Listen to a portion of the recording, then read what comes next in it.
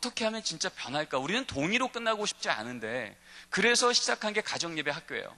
그러면 이 가정예배 학교는 우리가 지식만 하지 말고 가정예배라고 하는 것을 우리가 조금씩이라도 연습해보자, 워크숍해보자, 숙제 주고 일주일 동안 살아보고 모여서 다시 워크숍하고 또 숙제 주고 또 살아보고 워크숍하고 나누게 하고 성강 사례, 실패 사례. 그래갖고 5주를 하고 마지막에는 캠프를 1박 2일 가서 가족이 텐트 안에서 자면서 가정예배 드리게 하고 그렇게 6주를 수료하고 난 다음에 1년 뒤에 이것을 수료한 가정들에 대한 가정예배를 유지하고 있는 퍼센테이지를 조사했습니다. 결과는 93% 나왔습니다. 제가 이런 여정을 경험하면서 아 그렇구나. 이스라엘 백성에게 하나님께서 왜 신앙은 훈련으로 끝나는 게 아니라 신앙은 삶이 되어야 된다고 말씀하시는 것인지 동의가 아니라 마음에 생기는 것인지 그리고 각자가 사는 게 아니라 공동체가 되어 함께 그 걸음을 걸어갈 때 그것이 그들 안에 문화가 되어지고 삶이 되어지고 way of living이 되어지는지 말씀하신지를 깨닫게 된 거죠. 그러면서 그 안에서 발견해낸 아까 우리 윤석 박사님 말씀하신 프로테스탄트의 전통에 따른 가정예배에 대한 자료들을 모으면서 한번 정리해 본 거예요. 우리 교인들이 잊지 않게 할 수 있는 3가지 중요한 가정예배 원리. 같이 한번 읽어볼까요? 가족이 함께 시작. 3단어만 기억하면 됩니다. 가족이 모이시고요. 하나님을 기억하고요. 감사하시면 됩니다. 제가 현장에서 있으면서 또 학교에서 예배와 교육이라는 수업을 통하여서 가정예배 관련된 연구를 하면서 우리 학생들과 현장 안에 있는 오해들이 있다는 걸 알게 되었습니다. 물론 지금 제가 말씀드리는 이것은 아까 우리 이윤석 박사님께서 말씀하신 프로테스탄트의 전통에 있어서의 오해입니다. 첫 번째, 어떤 오해가 있느냐 하면 A번 한번 같이 한번 읽어볼까요? 시작. 가정예배는 주일예배의 축소판이다. 맞습니까? 틀립니까? 분위기상 아니죠? 아니에요. 주일예배의 축소판이 아닙니다. 미니어처가 아니라고요. 설교 어떻게 하죠? 대표기도 어떻게 하지요? 봉헌 어떻게 하지요? 이런 질문들이 많이 나오는데 가정예배는요, 그게 우선순위가 아닙니다. 아까 봤잖아요. 가정예배 관련된 성경적 텍스트를 봐도 여러분 아브라함이 여호와 이름을 부르는 제단을 쌓았을 때 여러분 거기에 무슨 가운이 있었다, 1시간 예배 드렸다, 경건했다, 안 떠들었다 이런 말 있습니까? 없습니까? 없어요. 거기에는 형식에 대한 얘기를 집중하지 않고요. 거기선 사건에 대한 얘기를 하고 있습니다. 가족이 모여 하나님을 기억하여 감사하는 사건이 일어났다는 거죠. 아까 얘기했었던 그 헨리 목사님, 청교도 때에 그 7일을 할 정도로 가정예배를 강력하게 이끌어갔던 리더였던 그 헨리 목사님께서 그분의 가정예배 관련된 글에 이런 글이 적혀 있습니다. 가정예배요? 가족이 모여 성경 한 구절만 읽어도 가정예배 잘 드린 겁니다. 성경 한 구절 읽고 찬송까지 했습니까? 가정예배 더 잘 드린 겁니다. 성경 한 구절 읽고 찬송하고 기도까지 했습니까? 가정예배 더 잘 드린 겁니다. 여러분 2000년 교회사 중에 가정예배를 가장 강력하게 이루었던 바로 그 시대의 리더 목사님이 하신 말씀입니다. 형식이 중요한 게 아니라 사건이 중요하다는 거죠. 참고로 저희 집은 가정예배를 매일 드리고 있습니다. 저희 첫째 딸이 11살인데요. 11년이 지나도록 그 아이는 태어난 날부터 매일 가정예배를 드리고 있습니다. 근데 여러분 그렇게 매일 가정예배를 드리지만 여러분 저희 집에서는요 일주일 가정예배 드리면 한 이틀 정도는 여지 없습니다. 말씀 읽고 이제 기도하고 있는데 막내 혜건이 유치원생이요 누나한테 말합니다. 누나 왜 눈 떴어? 그러면 누나도 지지 않습니다. 너 그냥 째려봐. 여러분 매일 평생을 지금 10여 년을 예배를 드려왔는 애들인데도요 이 형태를 잡으려면 허리 펴고 떠들지 말고 조용히 앉고 집중하고 이거 잡으려면요 가정예배가 될까요? 싸움이 될까요? 예, 저희 집은요 매일 녹음하거든요. 왜 매일 녹음하는지 아십니까? 지금 10여 년째 매일 녹음한 파일이 저희 집에 있어요. 왜 그런지 아십니까? 뭐 거룩한 예배 기억을 남기고 싶어서요?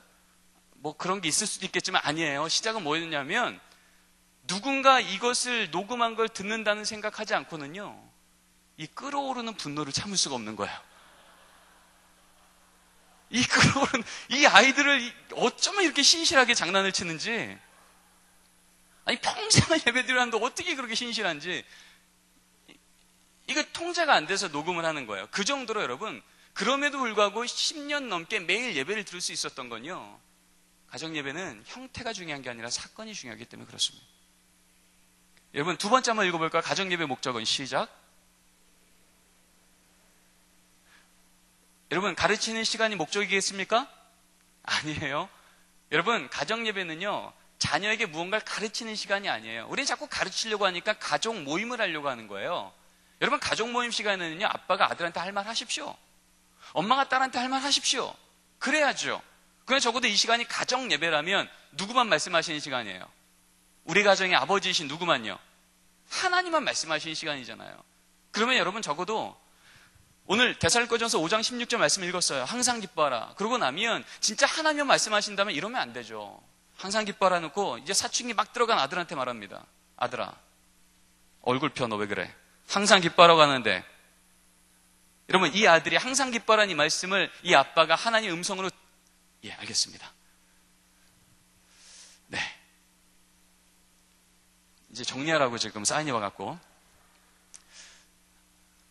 제가 어디까지 얘기했죠? 그죠, 아들아. 예. 아들아, 항상 기뻐하라고 했는데 너 얼굴 왜 그래? 얼굴 펴. 이 얘기를 듣고 이 아들이 이게 하나님의 음성으로 듣겠습니까? 아니, 잔소리를 듣겠습니까? 잔소리죠. 그리고 엄마가 기도해요. 하나님, 우리 딸 이제 사춘기 들어섰는데 대들지 않게 하시고 성적 10등만 올라가게 하시고 엄마 말 잘 듣는 딸 되게 하여 주시옵소서. 여러분, 이것을 이 딸이 기도로 들을까요? 잔소리로 들을까요? 우리는 이것을 지켜내는 예배, 가정예배라고 말할지 몰라도요, 이것을 경험하는 이 아이들은요, 이 아이들이 우리 나이 되었을 때 그 예배 드릴까요? 멈출까요? 멈추죠. 그 지긋지긋한 예배 가기 싫죠. 근데 여러분, 이게 진짜 하나님만 말씀하시는 시간이 된다면 여러분, 적어도 그 시간에 아버지도 아들이고요, 엄마도 딸이고요, 아들도 아들이고요, 딸도 딸이에요. 누구만 말씀하신다고요? 하나님만요. 그러면 항상 기뻐하라 듣고 나면요, 이러겠죠. 아들아, 항상 기뻐하란 말씀을 듣고 나니 네가 건강한 것만으로도 아빠가 기뻐하지 못했구나. 네가 믿음 지키는 것만으로 기뻐하지 못했구나. 하나님 말씀 앞에 내가 더 기뻐하도록 노력해볼게. 아들아, 넌 어떠니? 여러분, 이 말을 이 아들이 잔소리로 들을까요? 아니겠죠. 말씀 듣는 모범으로 보겠죠. 고수인데 그럴까요? 아니에요. 그렇지 않아요. 물론 삶이 그렇지 않았다면 그럴지 몰라도 여러분, 적어도 그렇게 하나님 말씀만을 전하는 아버지를 나도 하나님 음성 듣는 시간을 했다면 그렇지 않습니다.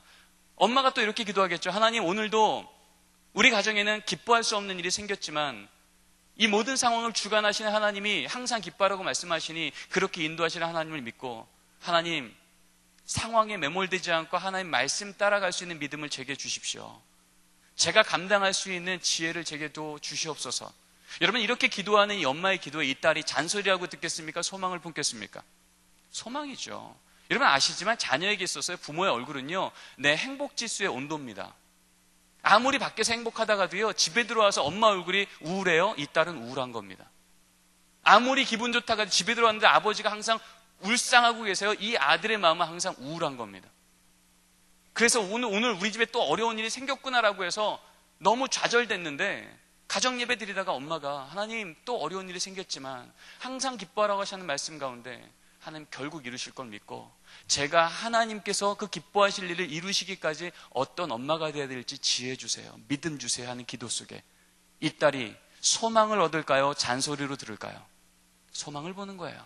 진짜 예배를 드리는 거예요. 하나님의 음성을 듣고 응답하기 시작하는 겁니다. 여러분, 가정예배는 가족 모임이 아닙니다. 자, 세 번째입니다. C번이요. 시작. 시간 없어서 못 드릴까요?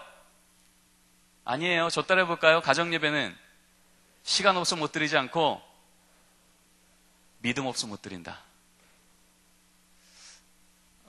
초대교회 전통이라면 시간이 좀 많이 걸려요. 그러나 제가 현장에서 또 경험했고 학교에서 지금 가르치고 있는 이 전통은 이제 프로테스탄트 전통입니다. 이 전통에서는요, 제가 말씀드렸죠. 매일 녹음한다고요. 저희 집이요. 녹음하니까 알아요. 짧으면 5분, 길어도 13분입니다. 여러분, 우리 아이들하고요, 집에 늦게 들어왔어요. 12시에 들어왔어요. 새벽 1시에 들어왔어요. 여러분, 그렇다고 여러분 너무 늦게 들어왔으니 오늘은 이빨 닦지 말고, 오늘은 옷 갈아입지 말고 그냥 자라. 그런 부모 있어요? 없어요? 없어요. 왜요? 이빨 안 닦으면 뭐 하니까? 이 썩으니까. 옷 안 갈아입으면 뭐 되니까? 불편하니까. 여러분, 아이들 이빨 닦이고 옷 갈아입히는데 몇 분 걸릴까요? 그렇죠? 한 10분은 걸리죠? 빨라도 5분 걸리죠? 여러분 1년 365일 중에 단 하루도 새벽 1시, 2시에 들어와도 이빨은 닦이고 옷은 갈아입히면서 그 시간 10분은 있으면서 가정예배 드릴 시간 5분에서 10분이 없다고요? 여러분 정말 시간이 없는 걸까요? 혹시 양 챙기느라, 소 챙기느라, 장막 챙기느라 여호와의 이름을 부를 여유가 없는 가정은 아닐까요?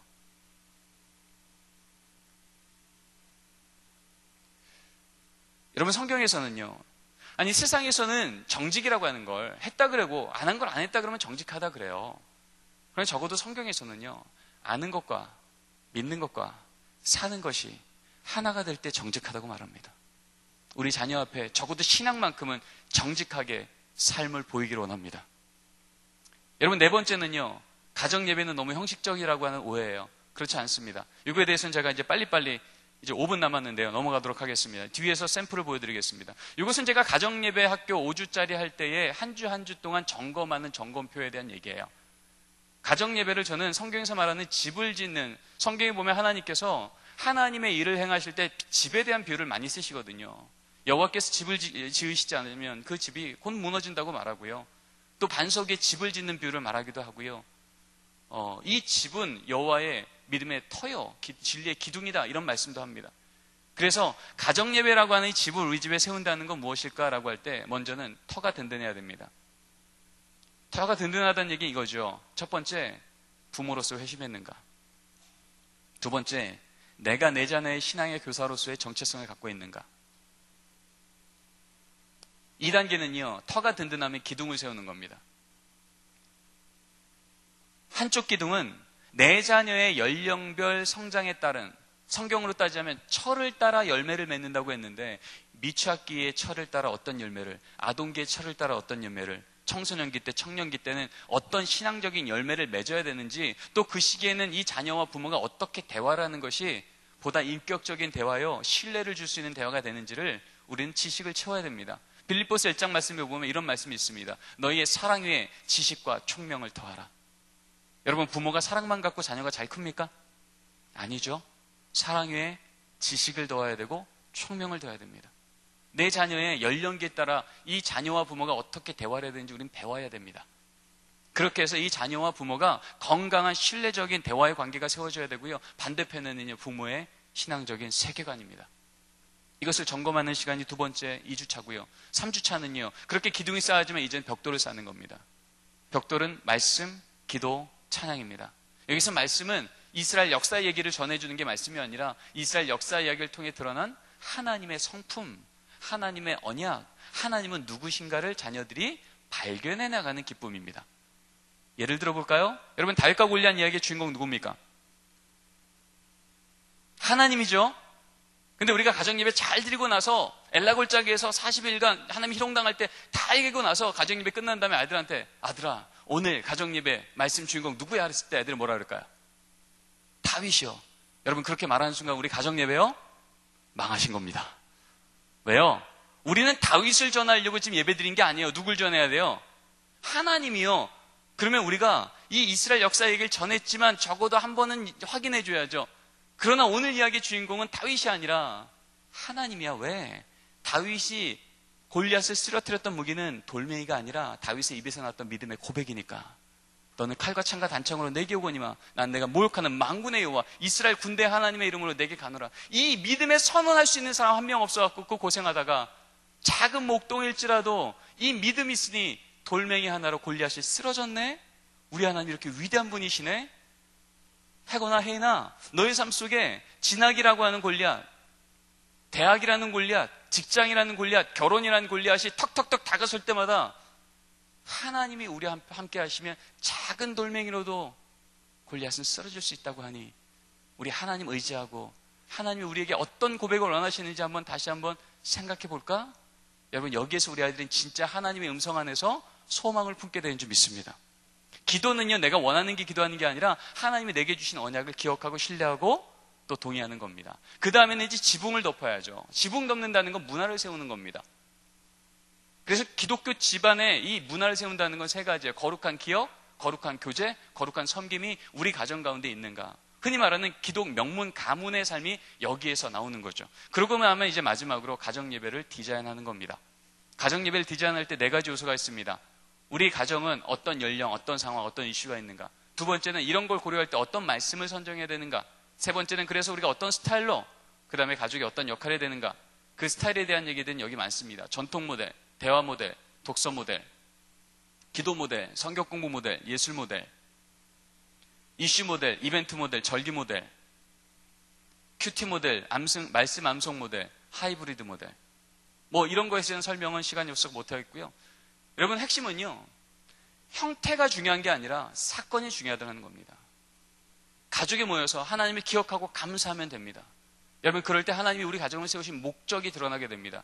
하나님이 아브라함에게요, 이삭이 아직 태어나지도 않았는데 사라의 배 이렇게 부르고 있는데 하나님께서 내가 너를 왜 부른 줄 아냐, 내가 너희 가정을 왜 세웠는지 아냐라고 하는 내가 너를 택한 이유를 말씀하십니다. 이것만 읽고 마치겠습니다. 함께 읽겠습니다. 시작. 내가 그로 자식과 권속에게 명하여 여호와의 도를 지켜 의와 공도를 행하게 하려고 그를 택하였나니. 하나님께서 말씀하시는 거예요. 아브라함아, 내가 너를 왜 부른 줄 아냐, 너에게 왜 믿음 준 줄 아냐, 너에게 왜 재산 준 줄 아냐, 너에게 왜 건강 준 줄 아냐, 너한테 많이 소비하고 많이 누리라는 게 아니라 너로 인하여서 하나님이 없다 보이는 이 세대 가운데에도 여호와의 의와 공도를 지켜 행하는 너의 자녀의 모습을 내가 보고 싶어서, 내가 너를 통한 너의 자녀가 여호와의 의와 공도를 지켜 행하는 것을 보기 원해서, 그것 때문에 내가 너를 불렀고 가정을 세웠고, 이것이 충족될 때 하나님의 뜻은 이 땅 가운데 이루어진다고 말씀하신 겁니다. 우리의 고백만 읽고 마치겠습니다. 1번입니다. 시작. 부모 세대는 수직적 선교사입니다. 2번이요. 이제는 교회와 가정이 자녀 세대를 함께 양육해야 됩니다. 3번이요. 자녀들이 우리 나이 되었을 때 우리보다 더 믿음 좋은 성도로 우리 교회와 하나님 나라를 섬기는 것을 보기 원합니다. 이 아름다운 꿈이 우리의 간증되기를 원합니다. 여러분 수고 많으셨습니다.